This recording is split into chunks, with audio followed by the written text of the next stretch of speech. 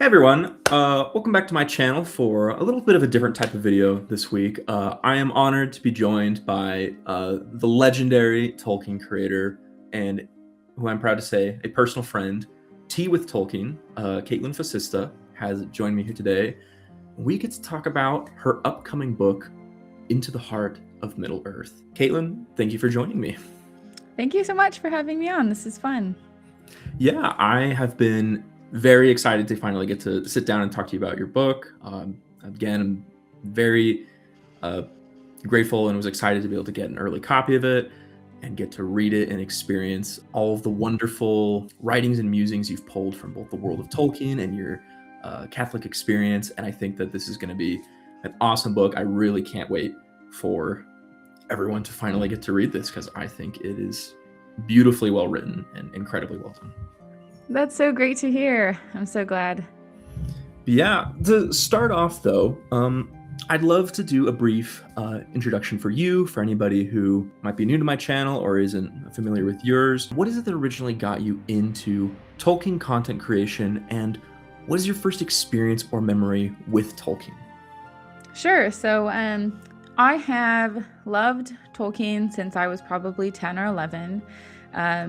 I saw the movie. I didn't get to see it in theaters, but I got to see the DVD. I think it was actually one of the first DVDs that my family ever owned.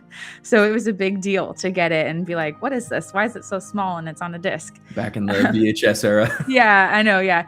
Everyone's going to think I'm old now, but yeah, all young people know what VHS yeah, is. you guys know, right? Yeah, so it was like one of the first DVDs my family got, and I was like, what in the world is this? I just saw the cover and I was like, I have to watch this movie. And then of course I immediately became obsessed with the books, and I'm like writing in Elvish all over my homework in middle school, and I just have loved Tolkien ever since then. And then that's kind of been something that's followed me all throughout high school. I love Tolkien, and I finally tried to read the Silmarillion when I was like 18. Couldn't do it. I didn't have the attention span. Feels like a universal experience for a lot of people. Yeah, but I kept trying. It took me a while, and then I eventually got into the audiobook of the Silmarillion, and that is how I really got through it. The audiobook is incredible. I feel like the Silmarillion is meant to be listened to in a sense, because it's almost like an oral history of Middle-earth, at least in the beginning. But so, yeah. Have you listened to the Andy Serkis narrated Silmarillion? I have. I am just. So have you listened? I've listened to the other ones. I haven't gotten around to the Silmarillion or the Hobbit, but he does an incredible job. I feel like I would love to listen to it as an audiobook. Well, it's hard for me to listen to his now because I'm so used to the other one that I think it's Martin Shaw who does the Silmarillion audiobook that I've listened to. They pronounce things pretty differently, don't they? Yeah, he does kind of make a couple mistakes here and there that I had to learn the hard way when I think I did like a podcast on the Silmarillion, and I was saying a bunch of stuff wrong, and I got very friendly emails correcting me. But yeah. Other than his pronunciation errors, which I think Andy Serkis makes a couple too, as far as I know. It's a tough thing. I mean, I would be surprised if there was a single Tolkien aficionado, content creator, fan who has never at one point mispronounced something. There's a lot of specific ways, and I mean, I'm definitely guilty of it. Yeah, and I'm not a linguist, so I'm like, I'll do my best, but what can you do? Sometimes you make mistakes. Everyone does. Yeah. But so I loved the Silmarillion, finally got through the audiobook, and then something just clicked along the way as I'm growing up and blogging becomes a thing, and I've always loved writing. So then I finally was like, why don't I start a Tolkien community online? Tolkien isn't something that like most people want to talk about. Like, you get an average group of 30 people, maybe 2 people have read The Lord of the Rings. Yeah. Usually what happens, especially in like mom groups, is I'll say, oh, I make content about The Lord of the Rings. And then they go, oh yeah, my husband likes those movies. And I'm like, well, I don't, bummer. I can't, like, I wanted you're rolling the dice with that one. You don't know what like, well, I don't really want to be friends with your guys' husbands. Like I was kind of trying to be friends with the moms in the mom group. So anyways, it kind of ended up with turning to the internet to find a community of Tolkien fans. And that has really been such a cool place to connect with people around the world who love the Lord of the Rings. And we can have these kind of like in-depth conversations that wouldn't really be possible at your average mom group setting or, you know, your average friend group. Yeah. And I've been a part of the community. I've gotten to see it grow over the last couple of years, and I can attest firsthand that it's really an incredible space. It's a very positive space. I think that's the part that I like the most about it and would love to highlight. What would you say is your experience in trying to cultivate a positive online environment in a day and age where there's a lot of intense emotions and feelings and negativity that can arise, especially in fandom conversations? What are some of like the key tips and tricks you did personally to get such a lovely and thoughtful community behind you? I feel like every good community has very clear and well-defined rules and community guidelines, and that has been hugely helpful. And I think in terms of even just like with my Discord community or our Facebook group, our Facebook group isn't really as active anymore, but having people help out with moderation. I think I have 12 moderators now in my Discord. And just it's important, like, especially in a worldwide community, when some of us are asleep, you need someone who's awake to kind of just, you know, take care of things, make sure everyone's behaving. But for the most part, it hasn't been that difficult because I think I've always tried to put out really positive content and reflections and try to kind of steer conversations that I'm in a positive direction. So then those people kind of naturally gravitate towards my community. So it really hasn't been that difficult. But out in the wild, wild west of social media, that's a whole nother thing. Well, on that note, and steering away from social media, but in keeping with that theme of positivity, and especially in Tolkien, I'm curious, what was a little bit of the inspiration behind why you decided to write a book about it? What kind of drove you towards that? And what were some of the inspirations and feelings that motivated you to get this project done? It has been a long time coming. I really feel like the book is like the culmination of 9-10 years of work that I've been doing. Tea with Tolkien has been around for almost 9 years now, but I've been studying Tolkien for longer than that. And so this book is like all of that packaged into a book. So it's something that can be easily accessible to people. I wanted it to be something that it's not a heavy read and it's not overwhelming. So you can read a couple chapters, you know, come back to it, relax, drink your tea while you're reading it. And I just wanted it to be like a warm and inviting introduction to Tolkien for people who are new or just a means of going deeper into the Lord of the Rings. And I can definitely attest. I mean, that is a lot of, it does feel like a very cozy, you know, make a warm cup of tea, exactly like you said, kind of book. It is very, there's a lot of really good, important themes and messages. One of the things, and tying with what you said about kind of a culmination of a lot of your online history, there is a theme that is brought up in the book, and I know you've talked about extensively online before, but it's kind of this, I don't know if this is necessarily, maybe it is something you've coined, but the idea of being a hobbit at heart. And over the course of the book, you kind of talk about, you know, the idea of being a hobbit, despite maybe not fitting into the aesthetic, and you kind of approach it from this different angle of like, maybe being a hobbit isn't exactly, you know, being cottagecore and drinking tea, but there are different ways of being a hobbit at heart. So I was curious if you could tell me a little bit about what the importance is of that sort of mantra in your daily life. Yeah, and I definitely don't think I invented the phrase. I've heard it before and a lot of other people use it. So I definitely don't want to try and take credit for that. I think you've embodied it the best, so I'll say that. Oh, thanks. Well, to me, I would say it's like you said, it's not about dressing cottagecore and, you know, baking pies all the time, which even though those are great, it's really this mindset of like embracing goodness, like the hobbits do, striving for like a cooperation with the natural world, and being willing to make these big sacrifices that Frodo has to take, and Sam as well. All of the hobbits really go through these journeys that require so much of them. It requires trust, surrender, hope, like so many of these big it's like a big ask that life like demands of you. And so being a hobbit at heart means being willing to make those sacrifices and take those risks for the sake of others. Hmm. Absolutely. I mean, I think there's even one of my favorite quotes from the book, I think, is very indicative of that, which is and I'm gonna butcher it here. it's the it's the quote that Frodo says to Sam, where he says, "And often it is times like these where, in order to preserve beautiful things, someone needs to give them up and lose them so that others may keep them." And I think that's a really interesting. I think it ties in a lot with what you're saying right there about the idea of fighting for inner peace and all that. Yeah, that's like the core of Frodo's character and his journey too, is that he loves the Shire. It's so dear to him. And it's that Mm-hmm. love that drives him to be willing to sacrifice it. He understands like very keenly that he is going to lose the Shire. And at the end of the story, he like does. Yeah. There are a lot of stories nowadays, kind of like modern stories, where someone is going to make a sacrifice. You think they died, and then, oh, they're actually fine, and everyone lives happily ever after. And that really, like, that's great, but you don't feel the weight of that sacrifice. And for Frodo, he does save the Shire, but even after the ring is destroyed, he's not able to return to that normal hobbit life that was Yeah. all that he wanted.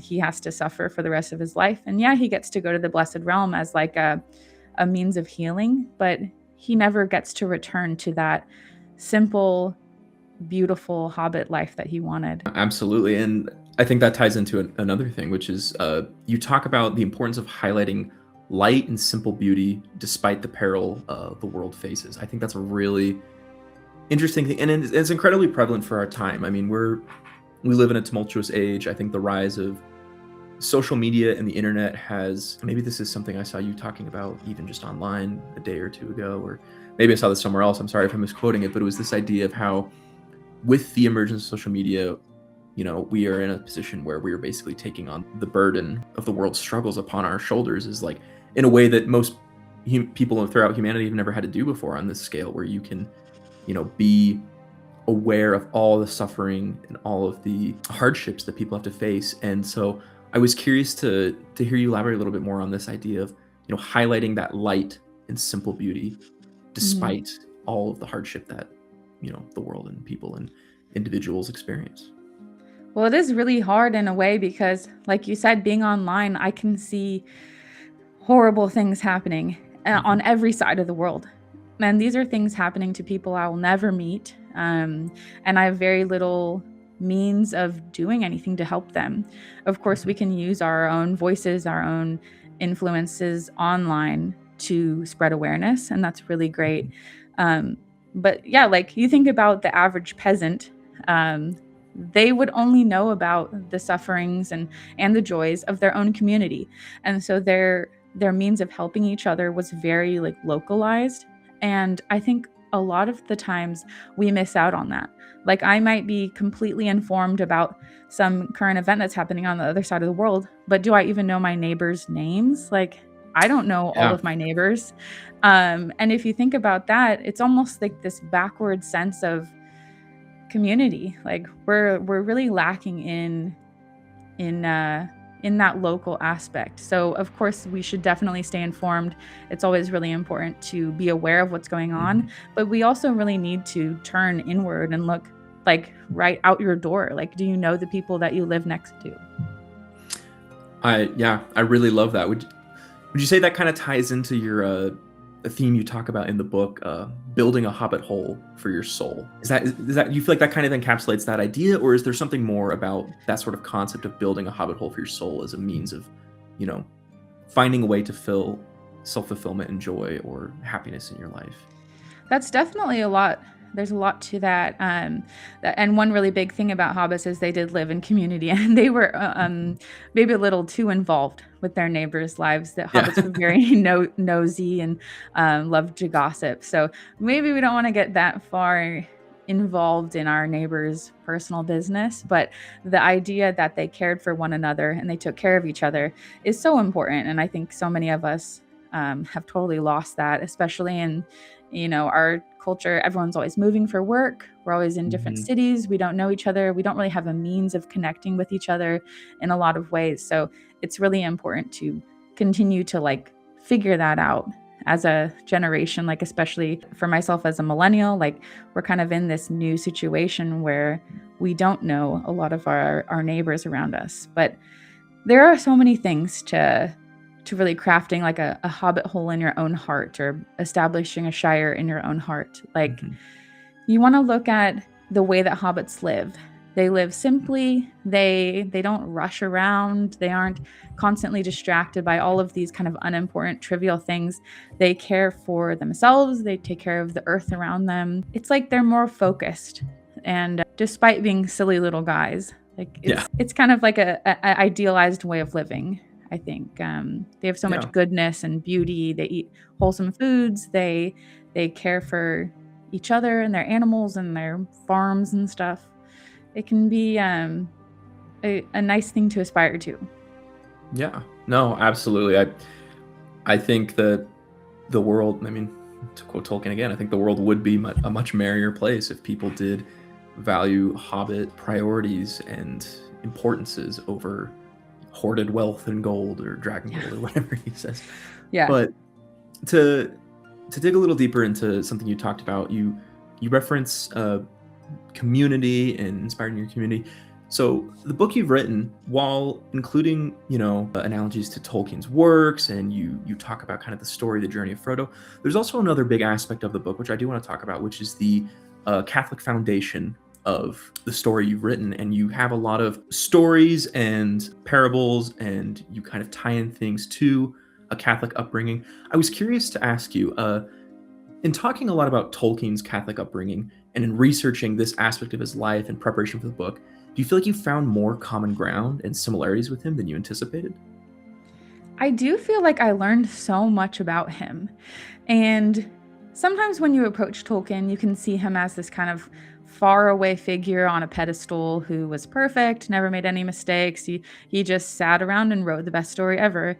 But the more I get to read his letters and learn more about his life, like he's just like us. Like he's a person who was he was enriched by his faith. It was a huge part of his life. Like you can see in his letters, he doesn't even make a big deal about it. He's just like, oh yeah, here's what I did today. I went to morning mass, and then I did da da da da and this and the chickens and the gardening. And so it's like, it's just a normal part of his day, but it was so foundational to him at the same time. And I just feel like that's so encouraging to me, because Tolkien is someone that I really look up to. He's created these incredible stories.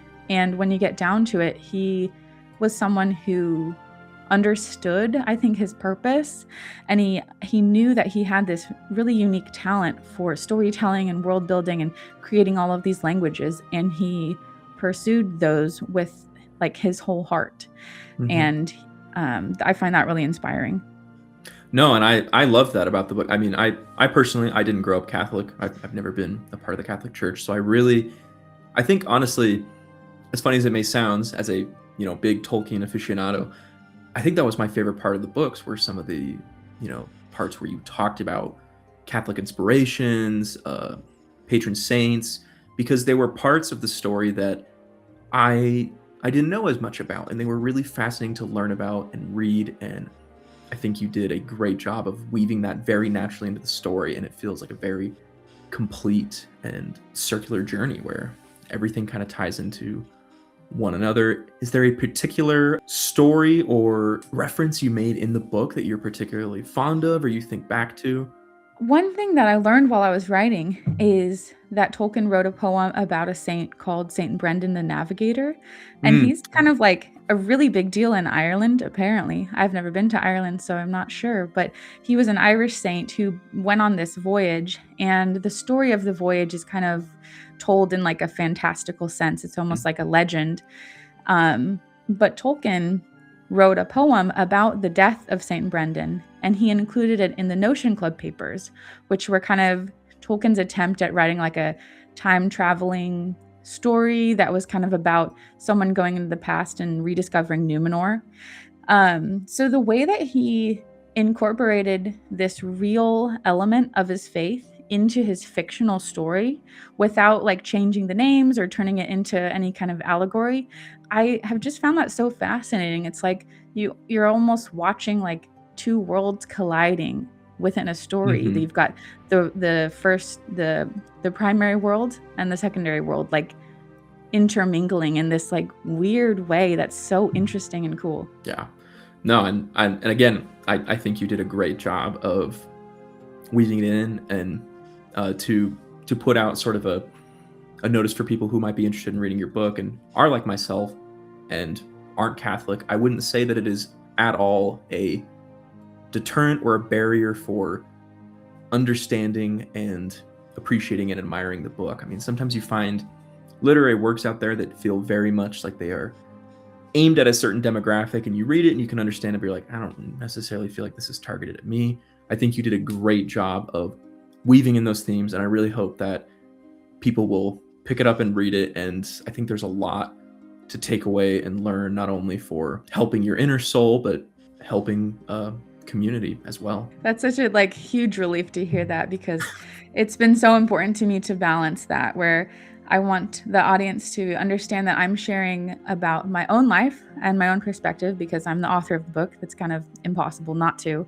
And then I'm talking about Tolkien's own life in the way that it relates to his stories. And so it's a tricky thing to balance when you're writing, because you don't want to come across as if you're saying, you know, Tolkien is only for Catholics or only a Catholic reading is valid. Like, no, none of that. Tolkien is for everyone. Anyone can read Tolkien, and there are so many different ways to interpret his works. But this is something that was really important to him and foundational to his story. So my role as the author is to kind of guide you through that in hopes that you'll find, you know, something that you might relate to or find encouraging along the way. Yeah. And again, I think you did a marvelous and wonderful job with it, and I thoroughly enjoyed reading the book. I can't wait for other people to get to check it out. To pivot a little bit to a little bit of a lighter, funnier note, I had a question about the custom illustrations you did for every chapter. I love them. I love little kind of, I don't even want to say they're minimalist. They're kind of little minimalist drawings, but they're really fun and detailed. And I wanted to get a little more insight into that. Can you tell me if there was any sort of like inspiration behind which images went with certain chapters?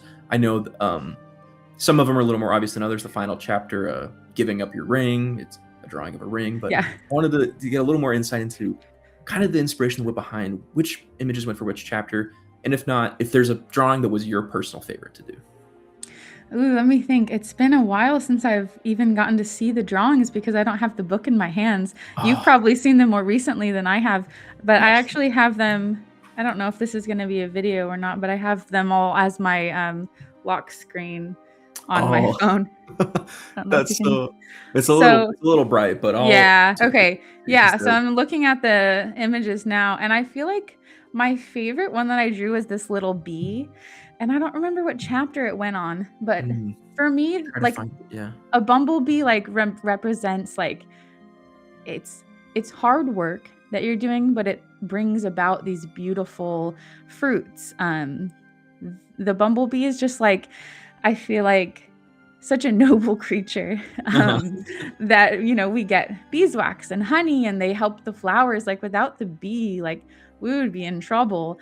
And so I always just kind of think of bees when I think of hobbits, and the way that they have this kind of humility to them that goes along with hard work and sacrifice. So that's probably my favorite. And I named the bee Butter.